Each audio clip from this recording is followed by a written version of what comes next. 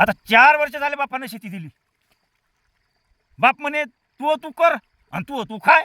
आता तू लेकरं मोठे झाले, कवर मा भरोशावर खाशील. मी आहे म्हटलं आता आपली जबाबदारी आपण स्वीकाराव. साल होतं 2022, पण मी मोठा खुश होतो. मी म्हटलं 2022 यंदाचं शेतकऱ्याचं उत्पन्न दुप्पट होणार आहे. डाळीवाल्या बापून सांगितलं होतं. मग मी मोठा जाम खुश. ह्या खसाडून भिडलो या शेतीत. हो, बापाने दिले ते थोडे बहुत पैसे माझ्याजवळ होती. तिकडले जुगाड जमवलेले पहिलेच 2 लाखाचा जुगाड जमवला मी शेतीसाठी.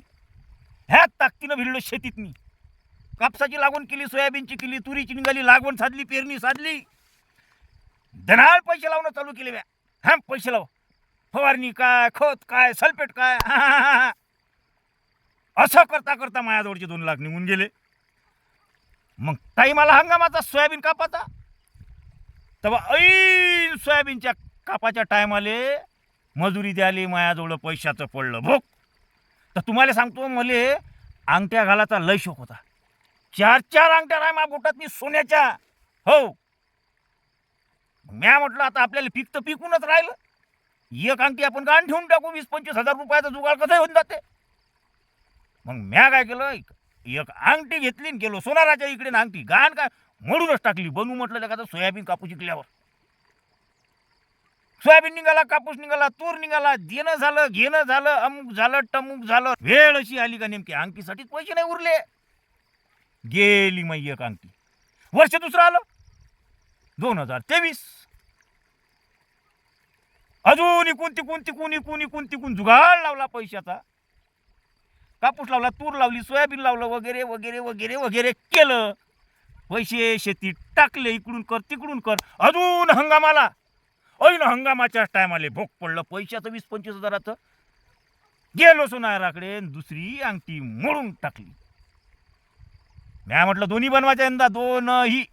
हो, पण झालं असं, हंगाम झाला, कापूस आला, सोयाबीन आला, तूर आली, मार्केटात गेलं, पण लावले तेवढे पैसे घडले नाही. तर मग अंगठीचे कसे काय घडण. दुसरी अंगठी गेली मोडली. मग साल आलं 2024, म्हणजे तिसऱ्या वर्षीतच माझी परिस्थिती जरा म्हणजे चांगलीच हलाक्याची झाली होती. तरी पण मी इकून तिकून जुगाड लावला, केली शेती. एवढे काही शेतीत लावले नाही. 1.5 लाख रुपये मी शेतीत लावले भाऊ. माझ्याजवळ 2 शिल्लक होत्या. ऐन हंगामाच्या वेळेस पडलं पैशाचं भोग. तिसरी अंगठी मोडूनच टाकली. मी म्हटलं या वर्षी काही जरी झालं तर आपलं जे काही सोनं गेलं 3 वर्षात 3 अंगठ्या गेल्या, ह्या तर बनवाच्याच. पण आता काय सांगू तुम्हाला राजो, तिसरी अंगठी अशीच गेली. लावलेले पैसे निघालेच नाही. मुदलातच घाटा लागला ना. अंगठी कशी घडण. मग आलं हे चालू साल, हे चालू वर्ष आलो. चालू वर्षात काय झालं तुम्हाला माहितच आहे. अतिवृष्टी, थंडीगार केली, तूर पिवळी सूट पडली. पहा आता निघायचीच आहे, वावरातच आहे. सोयाबीनचा 4चा आवरे झाला, 4च हजारानं गेलो. कराव तर कराव काय. आणि कापसाचे असे वांदे झाले, मी सांगाव नाही, तुम्ही ऐकाव नाही.